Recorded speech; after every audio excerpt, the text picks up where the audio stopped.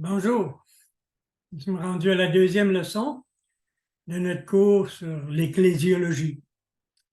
Rappelant que le mot ecclésiologie veut simplement dire la théologie au sujet de l'Église. Et c'est ce que nous sommes en train d'étudier aujourd'hui, c'est comment est-ce que l'Église a été formée. Ou en autre mot, quelle est l'origine de l'Église? Quand est-ce que l'Église a commencé? En réalité, il n'y a pas un texte dans la Bible qui nous dit « l'Église a débuté en tel moment ». Toutefois, il y a plusieurs textes qui nous aident à voir quand elle a commencé à exister.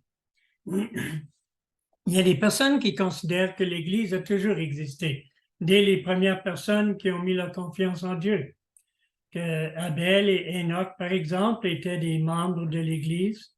Et d'autres pensent que l'Église a commencé avec le concept du peuple de Dieu.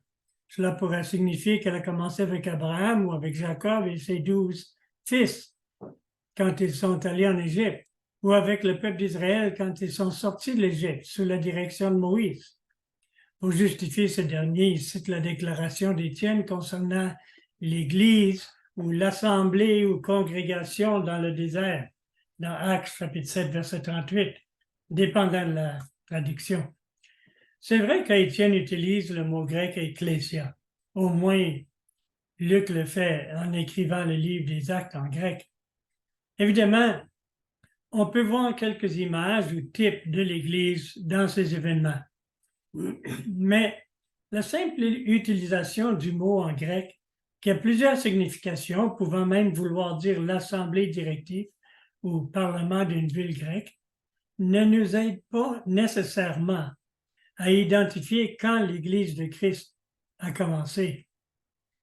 Dans l'Évangile de Matthieu, chapitre 16, au verset 8, Jésus dit « Je bâtirai mon Église ». Il s'agit du futur. Cela implique que l'Église n'existait pas encore en ce moment-là.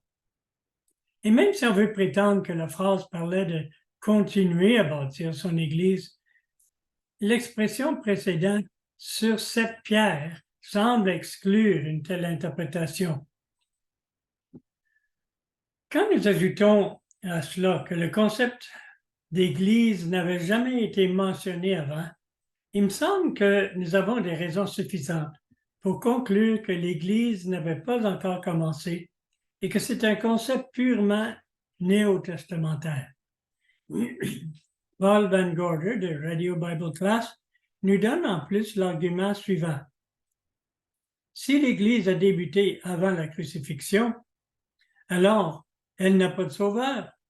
Si l'Église a eu son inauguration avant la résurrection de Christ, alors elle n'a pas une tête vivante. La tête de l'Église est le Christ ressuscité, glorifié, exalté à la droite du Père. Quand donc est-ce que l'Église a été formée? Dans l'Évangile de Jean, chapitre 16, verset 7, Jésus a promis la venue du Saint-Esprit quand il serait parti. Dans Actes, chapitre 1, verset 5, il dit qu'il serait bientôt baptisé du Saint-Esprit. Dans Actes, chapitre 2, nous voyons la promesse accomplie. Tous les croyants sont baptisés du Saint-Esprit. Qu'est-ce que cela nous dit concernant l'Église? Bien, regardons ce que l'apôtre Paul nous dit dans 1 Corinthiens, chapitre 12 et verset 13. Nous avons tous, en effet, été baptisés dans un seul esprit pour former un seul corps, soit juif, soit grec, soit esclave, soit libre, et nous avons tous été abreuvés d'un seul esprit. Le Saint-Esprit a fait bien des choses avant le jour de la Pentecôte. Les saints de l'Ancien Testament dépendaient aussi du Saint-Esprit, mais seulement à partir du jour de la Pentecôte. Après l'ascension du Seigneur, pouvons-nous voir le baptême du Saint-Esprit. Et c'est ce baptême qui a formé le corps de Christ, l'Église. Pour cette raison, on a raison d'identifier la naissance de l'Église telle que nous la connaissons au jour de la Pentecôte. Il n'y avait pas de corps avant le baptême du Saint-Esprit. Ce baptême de l'Esprit, en formant l'Église, a aussi servi pour unir les Juifs et les gentils. Ça aussi, c'était nouveau après la Pentecôte. C'était le mystère caché depuis les siècles, dont l'apôtre Paul parlerait plus tard dans l'Épître aux Éphésiens. Et je cite ici, « Il n'a pas été, dans Éphésiens chapitre 3, versets 5 à 6, il n'a pas été manifesté aux fils des hommes dans les autres générations, comme il a été révélé maintenant par l'Esprit aux saints apôtres et prophètes de Christ. » Ce mystère, c'est que les païens sont co-héritiers, forment un même corps et participent à la même promesse en Jésus-Christ par l'Évangile. Il s'agissait donc de quelque chose de complètement nouveau. Jamais est-ce que le concept des Juifs et gentils unis dans un même corps, avec Christ comme tête, n'avait été mentionné. Donc, malgré le fait que la Bible n'affirme pas clairement que l'Église a commencé à un certain moment dans le temps, il est possible d'établir une date pour son début. Toutefois, puisque le raisonnement est déductif, il faut faire attention de ne pas traiter de hérétique celui qui n'est pas d'accord avec ceci. Parce que beaucoup de croyants sincères croient que l'Église a toujours été le corps universel des croyants depuis le début des temps. Alors, regardons l'origine humaine de l'Église. Dans Matthieu chapitre 16, 18 et 19, Jésus a dit « Et moi je te dis que tu es Pierre, et que sur ce roc, je bâtirai mon Église, et que les portes de séjour des morts ne prévaudront point contre elle. Je te donnerai les clés du royaume des cieux.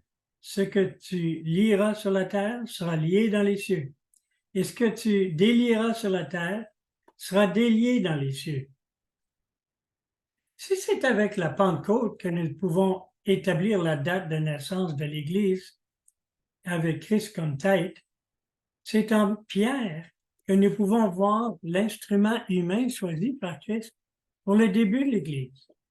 Il y a eu beaucoup de choses dites et écrites concernant le mot Pierre et roche dans le grec Petros et Petra. Le deuxième mot signifiait une roche beaucoup plus grande qu'une pierre, Petros. Toutefois, il est évident que Jésus a voulu dire quelque chose au sujet du ministère futur de Pierre. Il rend très clair en parlant des clés du royaume dans ce texte où il dit « Je te donnerai les clés du royaume » et non pas « Je vous donnerai les clés » au verset 19. Pierre n'était pas le fondement de l'Église. Il n'était pas bien sûr le premier pape. Il était toutefois celui qui a introduit successivement par le moyen de l'Évangile les Juifs, les Samaritains et les gentils à l'Église, dans Actes chapitre 2, chapitre 8 et chapitre 10. C'était sous le ministère de Pierre et dans sa présence que ces trois groupes ont reçu le don du Saint-Esprit.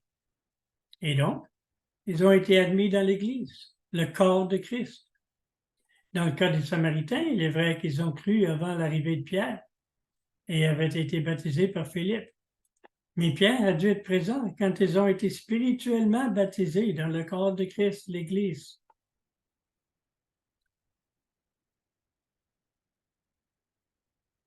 Dans son livre « Je bâtirai mon Église », l'écrivain Alfred Cowan, et je vous montre le livre ici, je vous le recommande fortement, un bon livre à lire. L'écrivain Alfred Cowan présente ce thème sous un titre intéressant, « L'extraction des matériaux ». Cowan parle de l'appel de ceux qui seront membres de l'Église. L'apôtre Paul, toutefois, cherche plus loin dans l'histoire. L'Épître aux Éphésiens est celui qui nous donne le plus d'informations quant à cet aspect de la formation de l'Église. Dans Éphésiens 1, 4 et 5, il dit « En lui, Dieu nous a élus avant la fondation du monde pour que nous soyons saints et irréprochables devant lui. Il nous a prédestinés dans son amour à être ses enfants d'adoption par Jésus-Christ selon le bon plaisir de sa volonté. » Dans Éphésiens chapitre 3, versets 9 à 11, il dit « Et de mettre en lumière le moyen de faire connaître le mystère caché de toute éternité en Dieu, qui a créé toutes choses. C'est pourquoi les dominations et les autorités dans les lieux célestes connaissent aujourd'hui par l'Église la sagesse infiniment variée de Dieu, selon le dessein éternel qu'il a mis à exécution par Jésus-Christ, notre Seigneur. Et dans Éphésiens chapitre 5, versets 25 à 27, Christ a aimé l'Église et s'est livré lui-même pour elle, afin de la sanctifier en la purifiant et en la lavant par l'eau de la parole, pour faire paraître devant lui cette Église glorieuse, sans tache, ni ride, ni rien de semblable, mais sainte et irréprochable. Et finalement, j'aimerais vous lire le texte dans Éphésiens chapitre 1, versets 13 à 14. Pas finalement, parce qu'il y aura une autre après. Mais il dit, « En lui, vous aussi, après avoir entendu la parole de la vérité, l'évangile de votre salut, en lui vous avez cru, et vous avez été scellés du Saint-Esprit qui avait été promis, lequel est un gage de notre héritage pour la rédemption de ceux que Dieu s'est acquis pour célébrer sa gloire. » Il en reste 3 autres ici. Dans Éphésiens 2, 12 à 18. Souvenez-vous que vous étiez en ce temps-là sans Christ, privés du droit de citer en Israël, étrangers aux alliances de la promesse, sans espérance et sans Dieu dans le monde. Mais maintenant, en Jésus-Christ, vous qui étiez jadis éloignés, vous avez été rapprochés par le sang de Christ, car il est notre paix, lui qui des deux n'en a fait qu'un, et qui a renversé le mur de séparation, l'inimitié, ayant anéanti par sa chair la loi des ordonnances dans ses prescriptions. Il a voulu créer en lui-même, avec les deux, un seul homme nouveau, en établissant la paix, et les réconcilier avec Dieu l'un et l'autre, en un seul corps, par la croix, en détruisant par elle l'inimitié. Il est venu annoncer la paix à vous qui étiez loin, et la paix à ceux qui étaient près, car par lui, les uns et les autres, nous avons accès auprès du Père dans un même esprit. Dans Éphésiens 2, 19 à 22. Ainsi donc, vous n'êtes plus des étrangers, ni des gens du dehors, mais vous êtes concitoyens des saints, gens de la maison de Dieu. Vous avez été édifiés sur le fondement des apôtres et des prophètes, Jésus-Christ lui-même étant la pierre angulaire. En lui, tout l'édifice, bien coordonné, s'élève pour être un temple saint dans le Seigneur. En lui, vous êtes aussi édifiés pour être une habitation de Dieu en esprit. Et maintenant, finalement, Éphésiens chapitre 4, versets 11 à 12. Et il a donné les uns comme apôtres, les autres comme prophètes, les autres comme évangélistes, les autres comme pasteurs et docteurs, pour le perfectionnement des saints en vue de l'œuvre du ministère et de l'édification du corps de Christ. La formation de l'Église avait commencé dans l'éternité passée, quand dans le décret éternel de Dieu, il avait déterminé la rédemption par le moyen de la croix de Jésus-Christ et l'élection de ceux qui croiraient. Par la suite, tout le plan de Dieu révélé à travers l'Ancien Testament a fait partie de la formation de l'Église. Je dis ceci dans le sens que l'élection du peuple d'Israël avait comme but ultime la naissance du Fils de Dieu, la pierre angulaire de l'Église. Nous avons donc nos origines dans le peuple d'Israël. Nous ne pouvons pas séparer dans un sens absolu l'Église d'un côté et le peuple d'Israël de l'autre. L'Église est l'héritière des promesses faites à Israël. Les gentils ou païens, ceux qui ne sont pas juifs, qui sont dans l'Église, ont été greffés dans l'olivier d'Israël, selon Romains 11, 17. En même temps, les membres d'Israël, selon la chair, qui n'ont pas cru, ont été mis de côté quant au plan de Dieu. Il ne faut pas oublier que la tête de l'Église était humainement un descendant d'Abraham et d'Israël. Aussi, les premiers membres de l'Église étaient israélites selon la chair. Non pas les 12 premiers membres, et non plus les 120 premiers membres, ni même les 3000 premiers membres, mais plutôt bien des milliers. On pense qu'il y avait probablement une centaine de mille Juifs qui ont cru en Jésus avant que les premiers gentils dans la maison de Corneille se sont convertis. La base de l'Église, donc, est très bien Israël. Le reste croyant d'Israël dont les prophètes ont parlé dans l'Ancien Testament. Il ne faut donc pas se surprendre du fait que Paul parle dans Galates de l'Israël de Dieu en faisant allusion à l'Église. C'est ainsi que le nouveau corps qui s'appelle l'Église a débuté. Il est donc important que nous comprenions la continuité entre Israël et l'Église.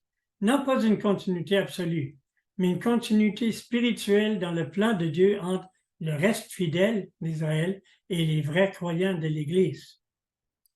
L'Église est une nouvelle création, mais la foi n'est pas un nouveau concept.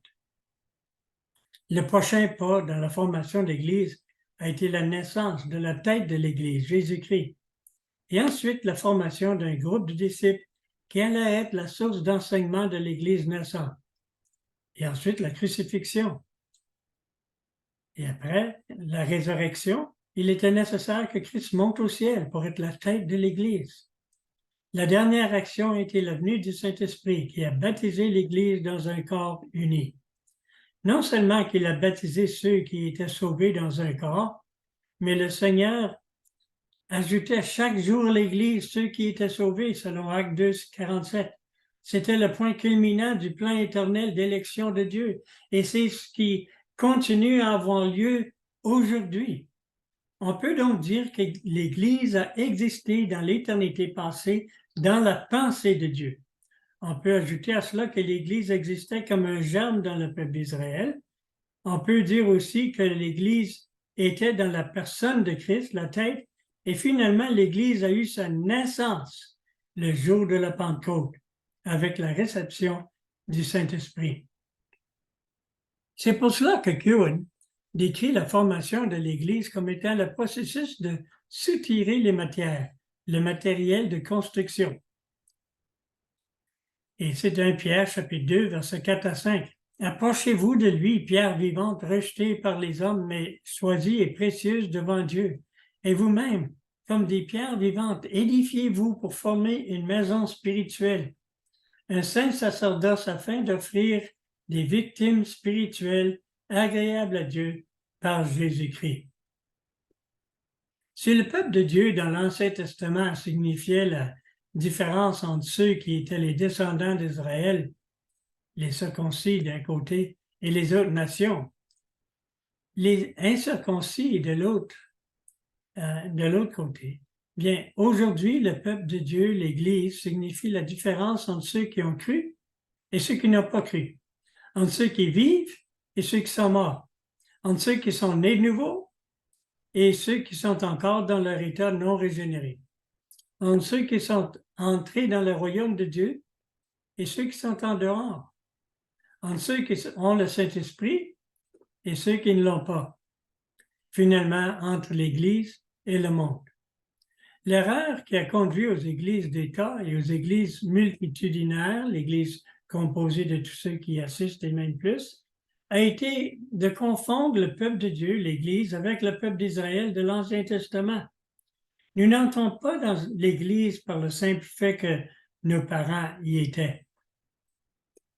Le dernier échelon à la formation de l'Église, comme nous avons vu, est le fait d'ajouter ceux qui sont en train d'être sauvés à l'Église. Cela se fait par l'appel de Dieu et la nouvelle naissance aussi. Cowan souligne le fait que cet appel se fait de manière individuelle et non pas corporative. Chaque individu a été élu. Chaque individu est appelé de Dieu et chaque individu doit naître de nouveau. Ce sont les membres individuels, donc, qui sont appelés et régénérés et non pas l'Église de manière corporative. Mais c'est ce qui forme l'Église. Quand Jésus a appelé les personnes, il l'a fait de manière individuelle. Comme on lit dans Jean 21, 22, « Toi, suis-moi ». Dans Jean 11, 40, « Si tu crois, tu verras la gloire de Dieu ».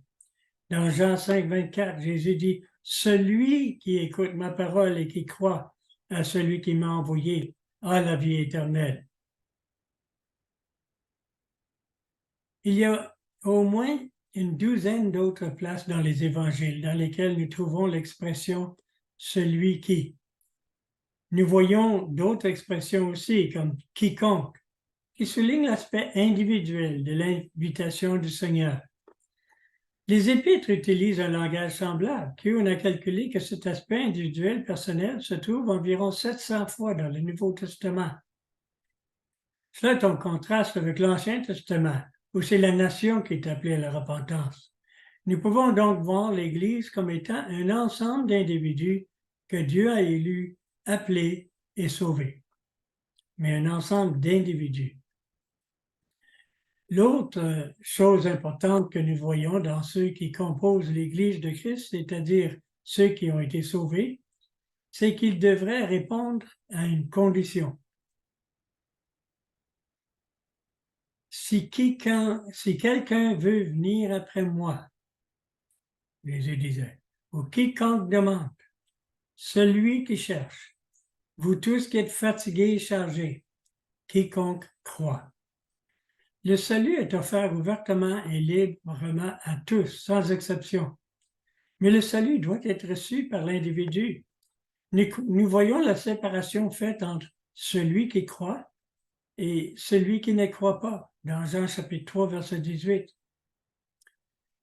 La condition que Jésus a mise pour entrer dans l'Église était de naître de nouveau, de croire. C'est pour ça que Jésus, dans Jean 3, 3 et 5, dit en vérité, je te le dis, si un homme ne naît de nouveau, il ne peut voir le royaume de Dieu. Et si un homme ne naît d'eau et d'esprit, il ne peut entrer dans le royaume de Dieu. Jésus explique qu'il s'agit d'ajouter la dimension spirituelle à la charnelle ou physique que nous avons déjà.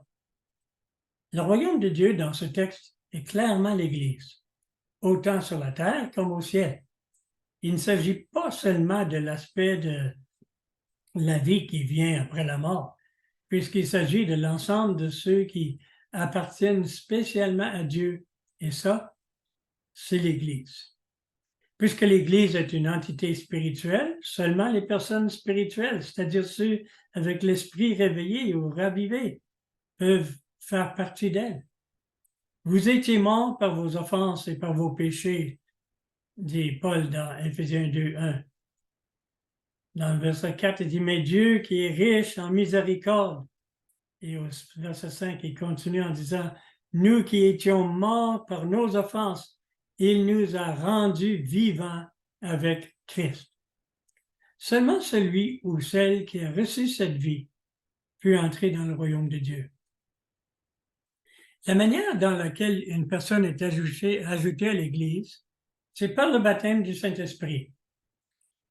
Paul écrit aux Corinthiens que nous avons tous été baptisés par un seul esprit dans le corps de Christ. C'est-à-dire que nous avons été individuellement immergés dans le corps par l'esprit. Individuellement, mais non pas uniquement. Nous partageons l'expérience de tout le corps, ou, on pourrait dire, de chaque individu dans le corps. Ainsi, cette Église et tous ses membres ont un même Père, un même esprit, un même commencement, une même expérience de salut par la foi, un même baptême de l'esprit et un même fondement.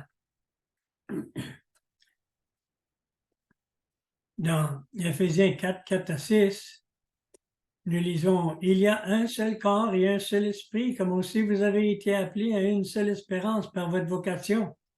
Il y a un seul Seigneur, une seule foi, un seul baptême, un seul Dieu et Père de tous, qui est au-dessus de tout et parmi tout et en tous. » Et plus tôt, au chapitre 2, versets 19 à 21, Paul avait écrit « Vous êtes concitoyens des saints, gens de la maison de Dieu. Vous avez été édifiés sur le fondement des apôtres et des prophètes, Jésus-Christ lui-même étant la pierre angulaire. En lui, tout l'édifice bien coordonné s'élève pour être un temple saint dans le Seigneur. » Ce dernier texte, Éphésiens 2, 20 à 21, nous explique la matière avec laquelle l'Église a été formée. Si la pierre angulaire est Jésus-Christ lui-même, le fondement consiste en les apôtres et les prophètes, c'est-à-dire la parole de Dieu, sa révélation dans l'Ancien et le Nouveau Testament.